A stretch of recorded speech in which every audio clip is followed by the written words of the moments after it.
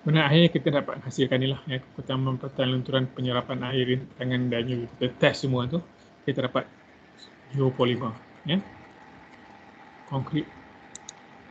Kemudian ini kita kata konkrit tanpa simen lah, konkrit tanpa simen dengan menggunakan bahan-bahan yang saya sebutkan tadi. Kita test prism yang kita buat itu, kita test, kita mendapati bahawa kekuatannya mencapai kekuatan load bearing wall lah. Kemudian itu geopolimer. Detail saudara boleh rujuk banyak rujukan dalam internet, boleh baca dan juga boleh tambah lagi maklumat-maklumat yang diperlukan untuk geopolimer konkrit lah.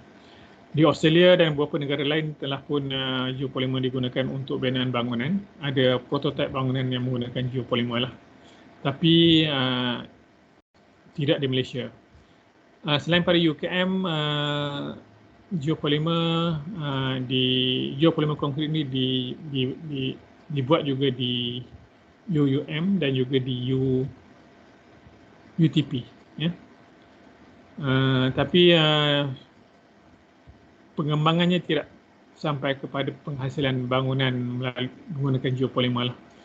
Sebab kekangan utama adalah bahan kimia yang kita gunakan itu masih lagi mahal harganya compared to simen lah. Sebab itu kita tak teruskan penggunaan secara komersial. Okey, untuk teknologi konkrit ringan ini, secara am konkrit ringan ini mirip kepada konkrit konvensional atau konkrit biasa dalam beberapa ciri lah. Kedua-dua konkrit mengandungi bahan utama, asas yang sama lah. Namun perbezaan terletak pada jenis agregat kasar. Konkrit ringan boleh direka bentuk untuk mempunyai kekuatan mampatan yang setara dengan yang dihasilkan oleh konkrit berat biasalah, tetapi dengan ketepatan yang lebih rendah. Oleh itu, ketepatan konkrit ringan yang lebih rendah boleh mengurangkan beban mati struktur dengan ketara dan mengurangkan kos. So, ketepatan konkrit ringan umumnya berkisar antara 300 dan 1800 kg per meter cube. Ini bezanya konkrit ringan dengan konkrit biasa, konkrit atau konkrit berat biasa. Di mana dia punya density dia, ketepatan konkrit itu adalah between 300 hingga 1800. So, kalau density dia mengarah kepada yang lebih kecil, contohnya 500, maka memang dia lebih ringan, tetapi kekuatannya menurunlah. Untuk mendapat kekuatan yang sama lebih kurang dengan konkrit biasa, maka kita naikkan density dia kepada 1800. Mengapa 1800 tak 1900 dan 2000? Sebab definisi konkrit ringan merujuk kepada density. Kalau density melebihi 1800, kita tak sebut lagi sebagai konkrit ringan lah. Sebab density-nya telah tinggi. So, kita letakkan density-nya antara 300 hingga 1800 yang kita definisikan sebagai konkrit ringan. So, klasifikasi konkrit ringan, konkrit ringan boleh dikelaskan lagi kepada 3 jenis yang berbeza lah. Pertama, konkrit agregat ringan menggunakan agregat. Kemudian yang kedua, konkrit ringan tanpa halus, maksudnya konkrit ringan tanpa pasir. Dan yang ketiga, konkrit selular ataupun konkrit berbusa. Konkrit selular ni adalah aerated konkrit. Konkrit busa adalah foam konkrit, atau konkrit berbuih lah. Saya panggil berbusa. Dia foam, berbusa itu maksudnya foam konkrit. Setiap jenis konkrit ringan ini akan dibincangkan secara ringkas seterusnya lah. So, konkrit agregat ringan. Konkrit agregat ringan boleh dibezakan daripada konkrit konvensional, di mana agregat ringan yang menggantikan agregat berat biasa lah. STM C330 2004 memberi spesifikasi perinci agregat ringan untuk konkrit struktur. Biasanya agregat ringan ni dia buat daripada pelet tanah yang mengembang. Kalau sesedari pernah jumpa dalam pasu-pasu bunga yang bulat-bulat itu adalah salah satu contoh konkrit ringan lah. Tapi yang dalam pasu bunga itu adalah low quality agregat ringan. Dia yang high quality dia keras lagi. Itu adalah salah satu contoh agregat ringan lah. Kemudian bentuk campuran konkrit agregat ringan bergantung utamanya kepada ketepatan kering agregat yang digunakan. Pada masa yang sama adalah penting untuk mengekalkan ketepatan basah yang betul semasa projek yang hanya boleh dilakukan dengan mengekalkan masa bancuhan, kelajuan bancuhan yang betul dan juga pembahagian campuran yang betul. Dalam menghasilkan konkrit agregat ringan ni, perlu diingatkan bahawa agregat ringan ini menyerap air. Sebab tu biasanya bila kita mencampurkan agregat ringan dalam bancuhan konkrit, kita basahkan dulu agregat ringan ni supaya agregat ringan ini tidak menyerap air yang telah kita kira dalam berapa water binding ratio yang kita atau water smear ratio yang kita cadangkan. Kalau kita tak basahkan dia, agregat ringan akan menyerap air itu dan akan menjadikan konkrit itu menjelekit ataupun kering atau mengurangkan water smear ratio yang telah kita kira sebelum itu, dan juga akan mengurangkan kualiti konkrit yang dihasilkan lah. So sebab tu dia tulis di situ mengekalkan masa bancuhan, kelajuan bancuhan betul dan juga pembahagian campuran yang betul lah. Kemudian ini contoh konkrit ringan, agregat ringan yang kita hasilkan di UKM pada tahun 1996 hingga 2008 lah. Ini agregat biasa menggunakan granite. Ini menggunakan agregat ringan, expanded clay. Ini menggunakan tempurung kelapa sawit. Ini menggunakan polystyrene. So ini contohnya 3 konkrit ringan dihasilkan di UKM lah. Kemudian konkrit tanpa halus. Konkrit tanpa halus ini adalah konkrit yang dihasilkan dengan menghapuskan agregat halus daripada campuran konkrit. So kita kena tahulah bahawa tanpa halus ni tanpa pasir lah. Konkrit jenis ini paste semi mengikat agregat kasar bersama-sama. Biasanya agregat kasar berat biasa digunakan dalam konkrit tanpa halus dan ia mempunyai saiz kurang daripada 20 mm.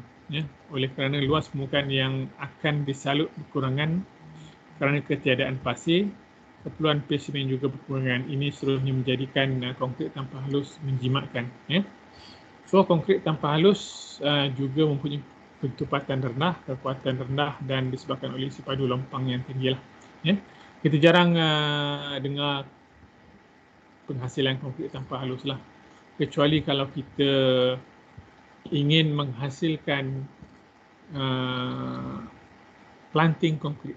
Pernah dengar tak planting konkrit? Di mana saya pernah buat planting konkrit ini, iaitu konkrit yang kita hasilkan untuk memudahkan tumbuhan di atasnya. Sebab dia tak ada pasir, tak padat, dia ada rongga-rongga lubang. Maka apabila kita buat kita plant rumput ataupun tumbuhan-tumbuhan kecil, akar-akar daripada tumbuhan itu masuk ke dalam konkrit dan ia digunakan sebagai binaan yang menahan curun-curun dan juga binaan yang boleh menyerap air yang banyak lah. Kita pernah buat di UKM lah, tapi saya tak tunjuk dalam ini sebab ini bukan masuk dalam dia punya silibus. Sebab itu kita yang konkrit jenis itu kita panggil planting konkrit. So konkrit berbusa atau foam konkrit ataupun aerated konkrit ni, dia ada 2 jenis di sini. Konkrit berbusa atau selular ialah jenis konkrit ringan yang dibentuk dengan memasukkan udara ke dalam buburan simen. Buburan simen maksudnya simen seleri ya. Campuran konkrit berbusa terdiri daripada pengikat dan buburan, iaitu seleri ini. Semasa batching, ya, udara diserap ke dalam konkrit dalam bentuk buih. Buih itu stabil, buih itu busa lah ya. Sebab saya tak panggil konkrit berbuih, saya panggil berbusa sebab berbusa dengan buih itu lebih sama lah ya. Dia berbuih. Yang hancur apabila konkrit mengeras ya.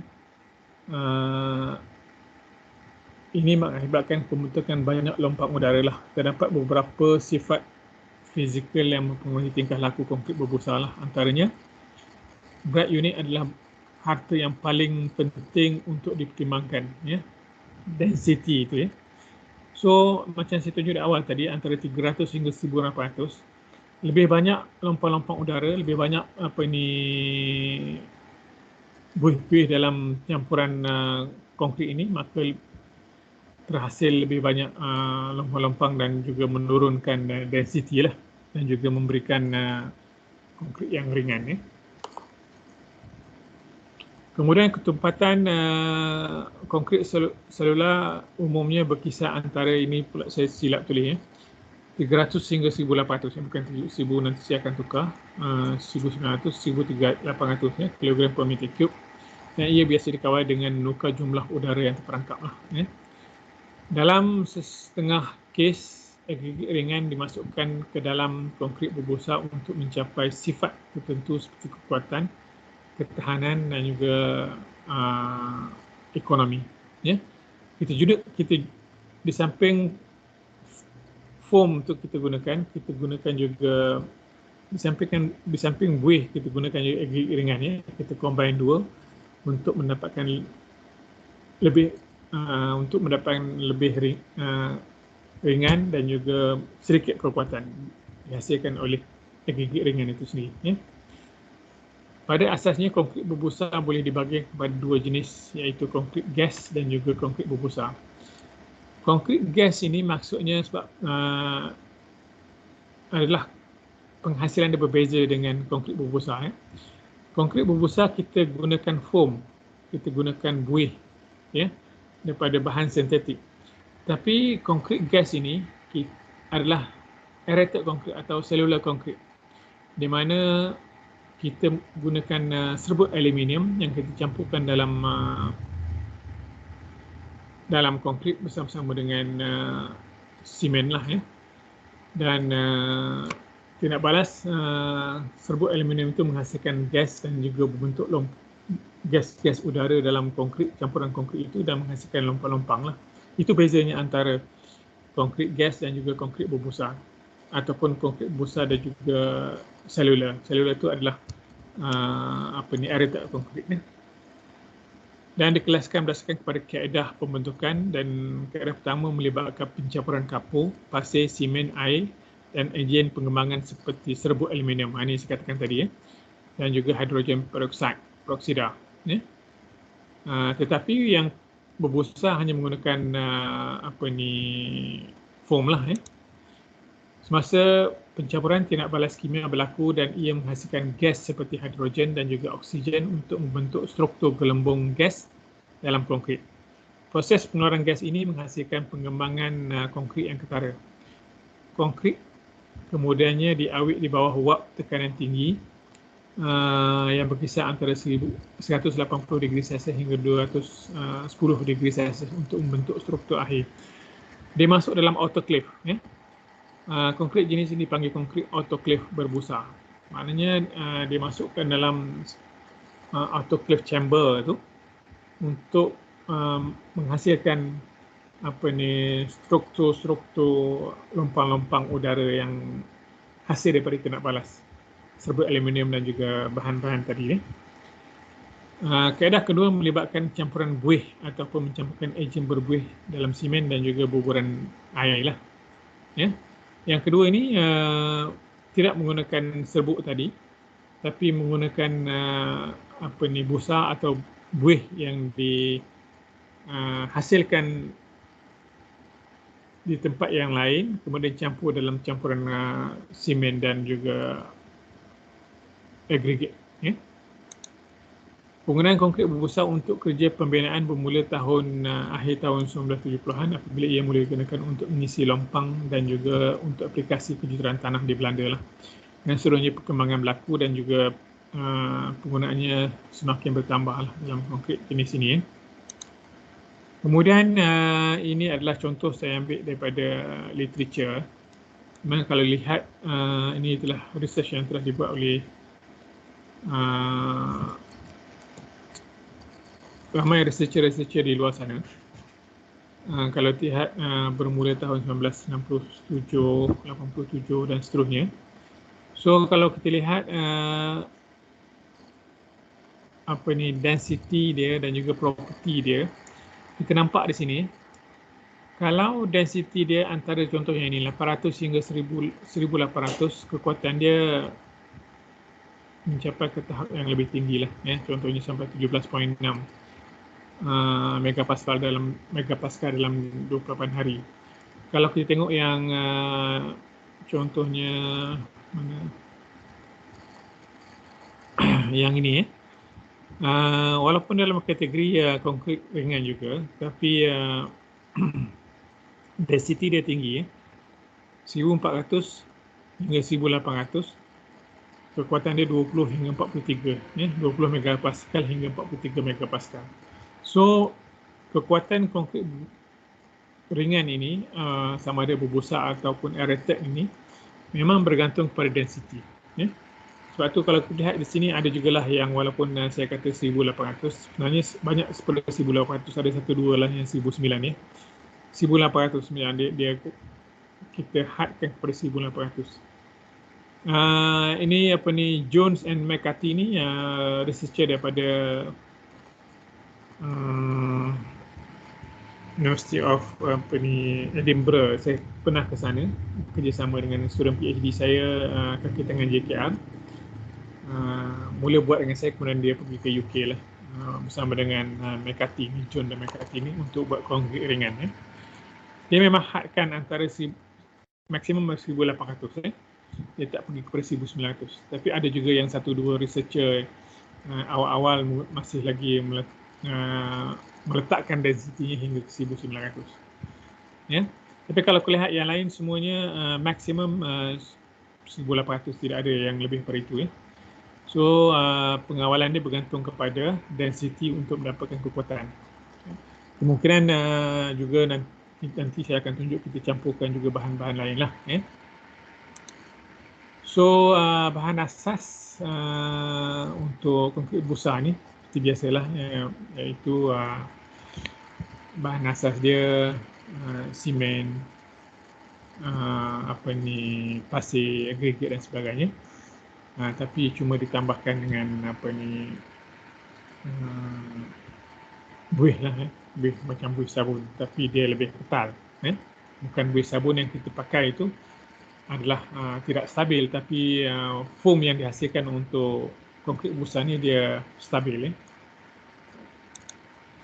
So karangan simen biasa untuk konkrit busa biasa terletak antara 300 hingga 400 kg per meter cube, tetapi karangan hingga 500 kg telah pun digunakan untuk mendapatkan konkrit kuatan yang lebih tinggi. Menurut Jones yang saya tunjukkan tadi, keuntungan dalam kekuatan yang diperolehi dengan meningkatkan karangan melebihi 500 kg per setengah adalah agak kecil, manakala pen dan lain menggunakan kandungan simen melebihi 500 kg per meter cube untuk menghasilkan konkrit berbusa dengan prestasi tinggi. So boleh gunakan kandungan simen yang lebih daripada 500, tapi kadang-kadang kita menghasilkan konkrit berbusa ni kita nak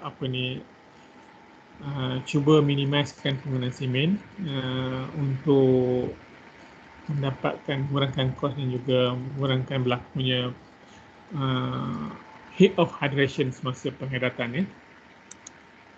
Kemudian beberapa kajian tentang kesan jenis agregat halus, penggradan dan juga nisbah pengisi kepada simen menunjukkan pengisi yang lebih halus memberi kekuatan yang lebih tinggi lah. So penting untuk menghasilkan konkrit busa yang berkualiti, biasanya pasir yang kita gunakan seragam dan juga halus lah.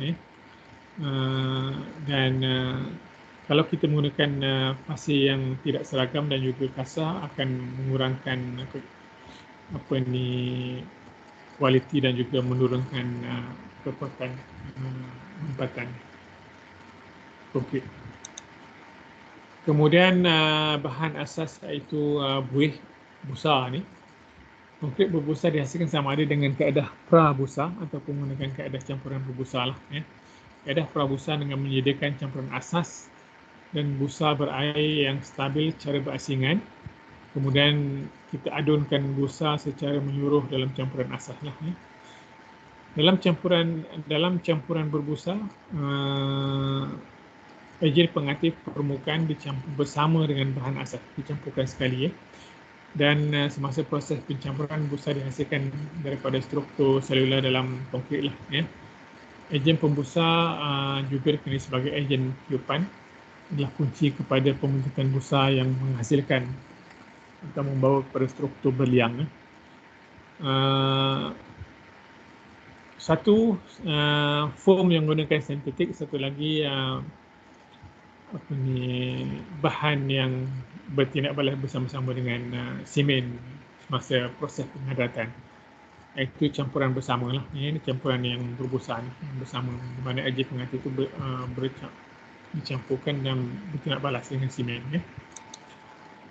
Dan ejen berbusa sintetik ataupun berasaskan protein boleh digunakan untuk menghasilkan busa, sementara itu ejen berasaskan protein semula jadi iaitu sabun asid lemak jarang digunakan untuk menghasilkan konkrit busa untuk kerja-kerja kulturan awam kerana kemungkinan degradasi oleh bakteria dan organisma lain pada bahan tadilah, iaitu sabun asid lemak. Terdapat pelbagai surfaktan ni yang tersedia walaupun pemilihan surfaktan ni yang paling sesuai untuk aplikasi tertentu adalah sukar tetapi pentinglah. Oleh itu penting untuk menjalankan pencampuran sebelum penggunaan lah, terutamanya untuk aplikasi skala besar dan juga kritikal. Kita pernah buat di UKM di mana kita buat beam untuk melihat pada ketahanan beam itu dalam kepada load yang kita berilah. Kita dapati bahawa konkrit berbusa yang dicampur dengan bahan dicampur dengan gentian menghasilkan kekuatan tegangan dan juga mampatan yang tinggi berbanding tanpa adanya bahan gantian lah. So gantian ini saya katakan tadi, gantian dalam konkrit berbusa boleh mengurangkan kerapuhan dan dalam masa yang sama mengurangkan berat dan juga kos lah. Gantian polipropilin ni untuk meningkatkan kekuatan receh dan kekuatan elemen struktur yang terbentuk daripada konkrit busa dengan paras dos gantian 1 kg bagi setiap meter padu konkrit busa. So digalakkan untuk structural lightweight konkrit ni, foam konkrit menggunakan gantian lah. Contohnya penggunaan gantian polipropina ni boleh meningkatkan prestasi kekuatan tegangan dan juga lenturan konkrit berbusa dengan syarat ia tidak menjejaskan tingkah laku dan juga pemadatan sendiri konkrit segar lah. Sebab itu kalau menggunakan gantian dalam konkrit ni kita harus berhati-hati semasa pencampuran sebab kita takut berjadinya ketulan-ketulan yang akan mengurangkan kekuatan lah. So cadangan gantian polipropilina ni yang dipotong khusus ni maksud cincang ni dia dipotong ikut ukuran-ukuran yang kita kendaki dengan panjang 12 mm dan dalam julat dos 1 hingga 3 kg per meter cube.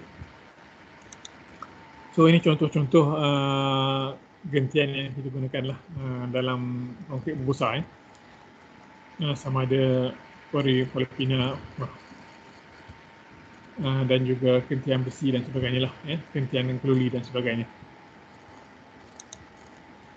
Ini yang dibuat di UKM lah, yang kita gunakan kentian besi.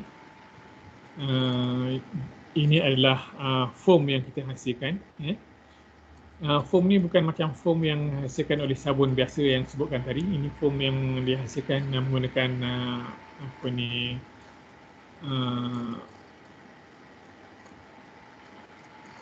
protein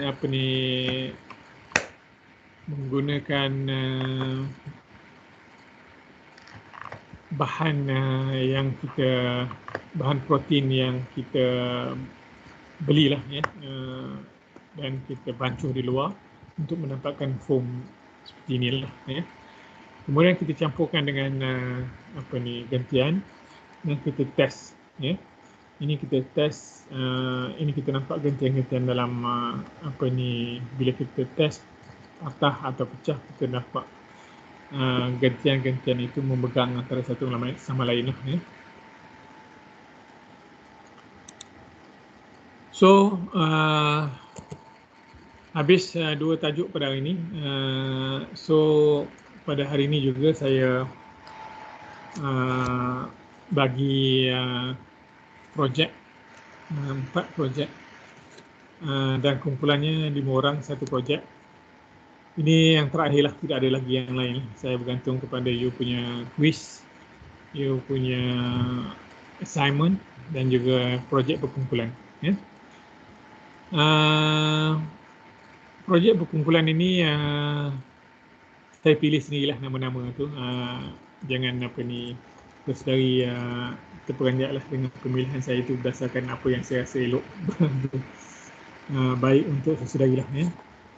Saya pun tak tahu macam mana saya boleh membuat pilihan tu. Ini adalah kumpulan 1. Tajuk dia seperti berikutlah. Tajuk dia yang merah tu. Ahlinya adalah Muhammad Abra Tibakaran dengan Fairuz, Mas Nadira dan juga Jason Lee. Tajuk dia infrastruktur generasi akan datang akan merangkumi infrastruktur yang berasaskan bahan binaan biomimetik atau biomimikri lah. Biomimetik pintar. Contoh meniru sayap pepatung untuk mencipta struktur ringan atau membina sistem dinding yang meniru homeostasis dalam organisma yang membolehkan mereka mengawal keadaan dalaman mereka seperti suhu. Contohnya yang berlaku di Zimbabwe itu, melihat kepada pembentukan sarang anak-anak untuk mendapatkan suhu yang thermal comfort dalam bangunannya.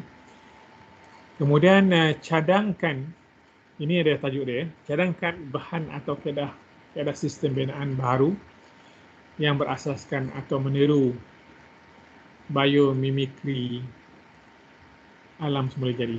Itu terpulang kepada sesedarilah untuk berbincang, melihat kepada alam semula jadi yang mana yang boleh ditiru, dibuat berdasarkan kepada penelitian sesedari untuk menghasilkan satu bahan baru atau menghasilkan satu keadaan binaan baru daripada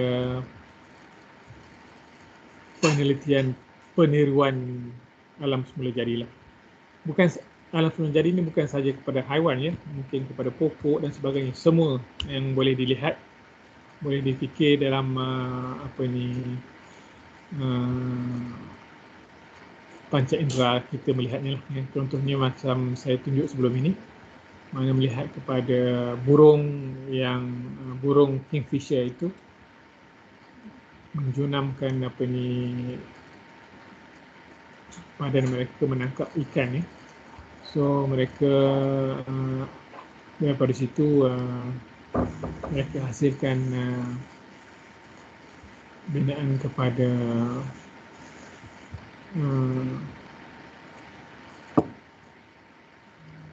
apa ni, binaan saya lupa pula, bullet train ya. Ini yang pertama ya. Nanti saya akan bagilah selepas ini saya akan bagi ni saya tapi ini yang saya lagi boleh bayangkan dahulu. Kumpulan yang kedua 5 orang juga. 1 Ching Jia Lian, 2 Nur Ain Syuhada, ketiga Sivanesan, keempat Muhammad Ashraf, kelima Sasikala. Tajuk dia sebagai sebuah negara maritim, garis pantai Malaysia secara konsisten terdedah kepada ancaman daripada lautan mengakibatkan hakisan pantai dan juga kenaikan paras laut. Kira-kira 70% daripada semua struktur pantai dan marin seperti pemecah ombak, jeti, parit dan tembok laut adalah berasaskan konkrit.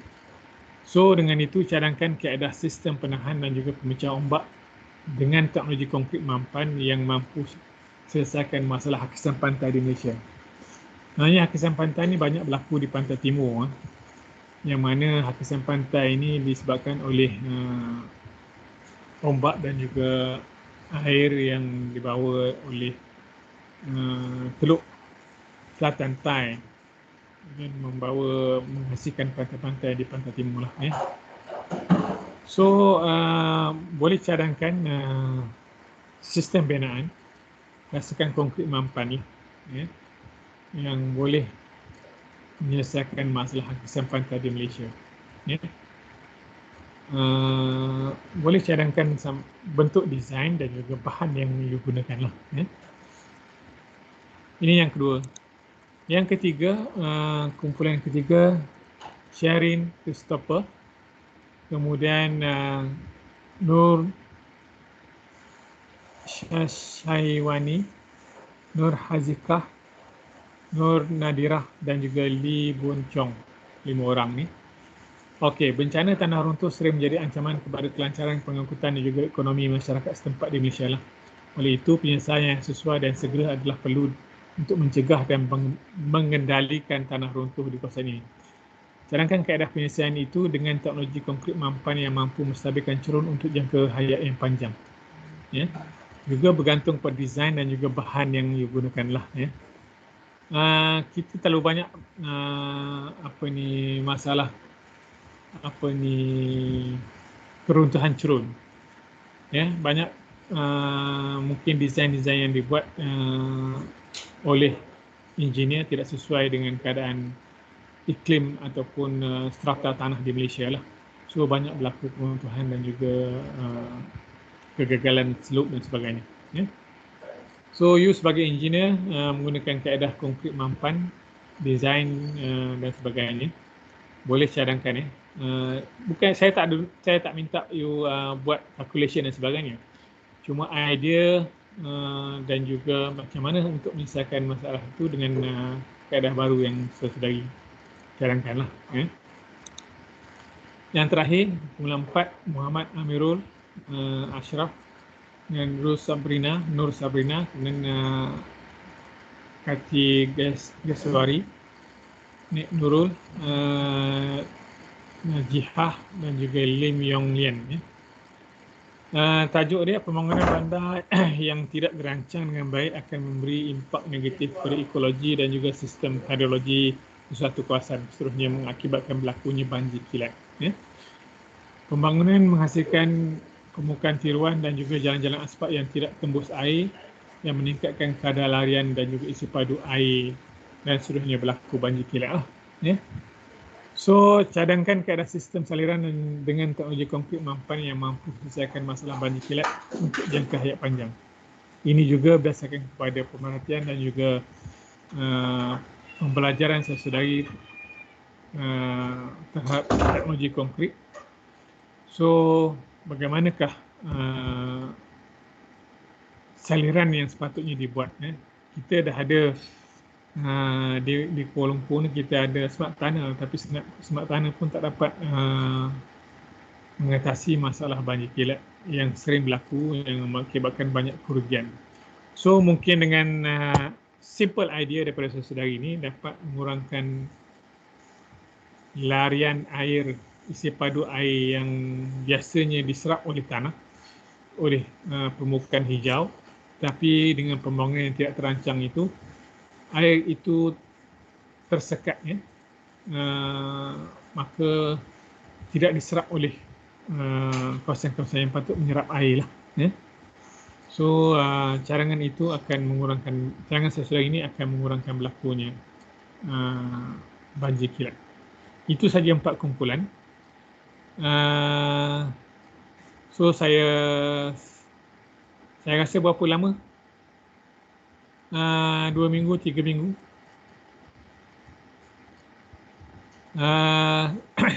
Mungkin ada 1 atau 2 kuliah lagi lah, ya. Sebab saya nak bagi masa untuk saya menyiapkan projek ini. Ada apa-apa masalah nanti boleh tanya saya lah, ya. Okey, itu saja untuk hari ini. Selepas pada ini saya akan bagi kongsi slide ini pada saudari lah untuk merujuk kepada projek berkumpulan.